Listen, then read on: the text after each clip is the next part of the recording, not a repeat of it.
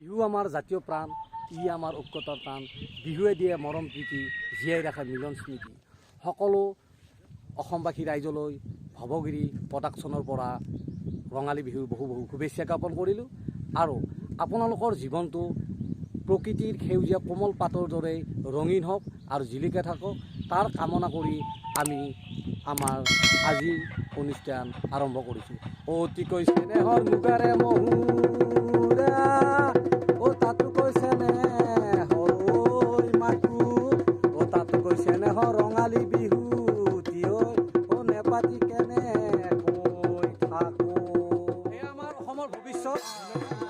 এইফালে এনেকৈ অসমীয়া বহাগ বিহু আদৰাৰ প্ৰস্তুতি চলি আছে। গধূলি এনেকৈ প্ৰত্যেক মানুহৰ ঘৰৰ পদূলিয়ে পদূলিয়ে এনেকৈ বিহু পৰিৱেশন কৰিব আৰু বিভিন্ন সাংস্কৃতিক অনুষ্ঠানত এনেকৈয়ে অসমীয়া জাতিৰ স্বাভিমান যি ৰঙালী বিহু তাক পৰিৱেশন কৰিবৰ কাৰণে এই আমাৰ সম্প্ৰদায়ক আমি এনেকৈ জীয়াই ৰাখিব লাগে।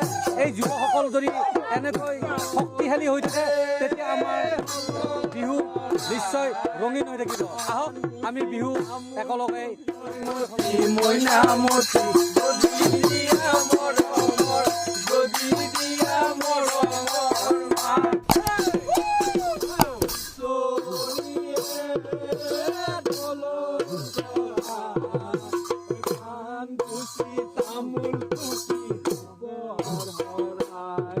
বিহু উপলক্ষে অসমৰ নানা ঠাইত নানান উৎসাহ উজ্জীৱনাৰে বিহু পালন কৰি আছে আৰু সাংস্কৃতিক অনুষ্ঠান হৈ আছে। তাৰে মাজতে আমাৰ শুৱালকুছিও ব্যতিক্ৰম হয়। শুৱালকুছিতো নানান ৰঙীন ধুনীয়া ধুনীয়া প্ৰগ্ৰেম চলি আছে আৰু তাৰ দৃশ্য আপোনালোকক এই প্ৰথম বহাগতেই দেখুৱাবলৈ চেষ্টা কৰিম। আহক আমাৰ লগত আপোনালোকো বলক। গতিকে এই আমাৰ ঢোল বাজানেৰে আপোনালোকক লৈ গৈ আছোঁ।